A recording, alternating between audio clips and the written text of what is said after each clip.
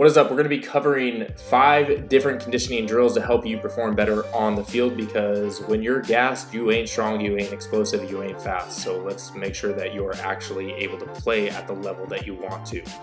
The first one is a sprint repeat ability. We're primarily targeting our fastest energy system, which is our creatine phosphate or a lactic glycolytic system. What you're gonna do is set a distance around 50 to 75 meters, something that takes you around 5 to 10 seconds to sprint. And then you're gonna triple the amount of jogging that you're going to be doing. Your goal is to be able to maintain your sprint speed the entire time. Typically, I program that out for about 10 to 16 rounds.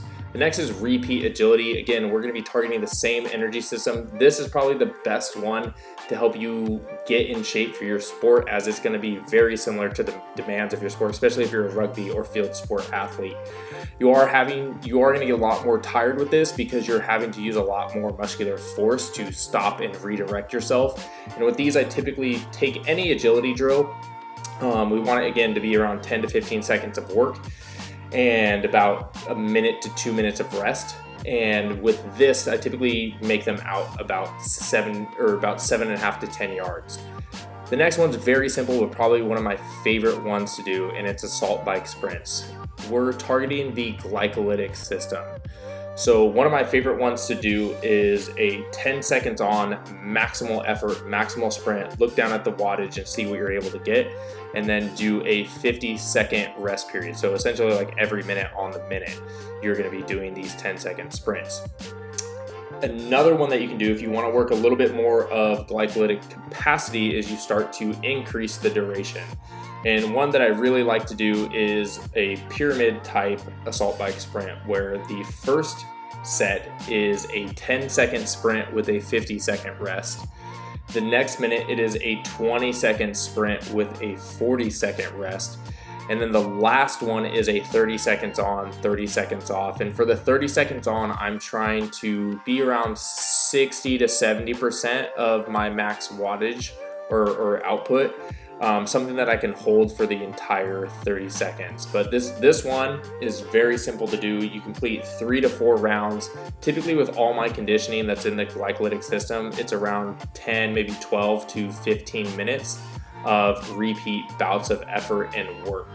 I've also found this to be really helpful for the rugby forwards, as that's the position I play, and there's typically a huge demand on the quads as you're doing this, and full body as you're having to ruck, get up, get back in your line, sprint, be a support line. Really helps out with that. And even my MMA guys, this one really sucks, but and I'll show another example of what you can do with assault bikes, but you can do this on any cardio based equipment, but the assault bike is my favorite for this. This next one is a mixed conditioning modality. So basically we're trying to target all the energy systems. The first exercise we're choosing is a heavy power-based movement. I want you to learn how to be powerful and express a lot of force even in a fatigue state. So your first set or first round of this, it's gonna feel easy, but it's gonna get progressively harder. These movements, all of these movements should take around 30 to 60 seconds of effort when doing this. Next thing you're gonna get into is to a kettlebell swing. So this is more of a rhythmical power type of movement. So I still want you to go as hard as you possibly can, but more rhythmical. Next is gonna be moving into a little bit of a longer duration. I call this like grunt work. You know, it sucks. It's not fun. Your full body's involved and you're tired at the end. This is a sled rope pull to push, where you're pulling the rope down as heavy as you can and then pushing it back. The second to last movement is a loaded core movement, okay? So either a heavy sandbag carry, a heavy farmer's carry, something where you're having to control your breathing, yet brace as hard as you possibly can. This is essentially like your rest during this.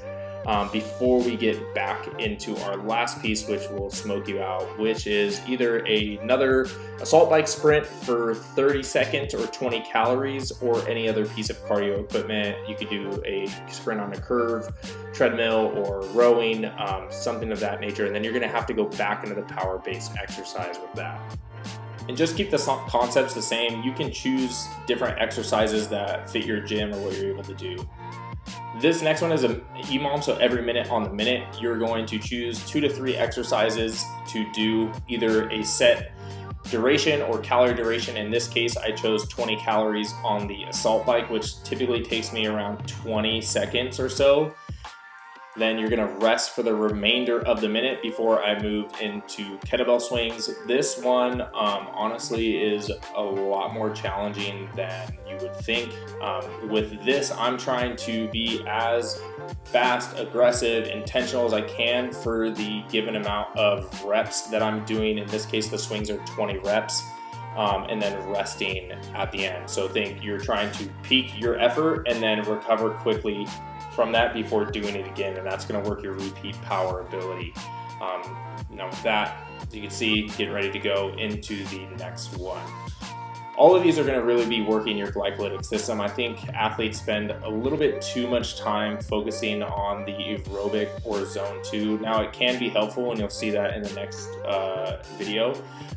But most of your sport, you are having to produce high levels of effort and intensity and have a limited amount of recovery where you're still actually moving, and that needs to be your rest. So with conditioning, I always want it to be harder than the actual game or practices that I'm doing, which is why these are hard.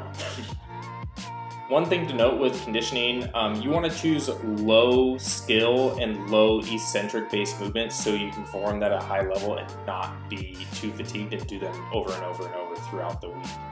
And then the last one is going to be just getting your zone 2 base up.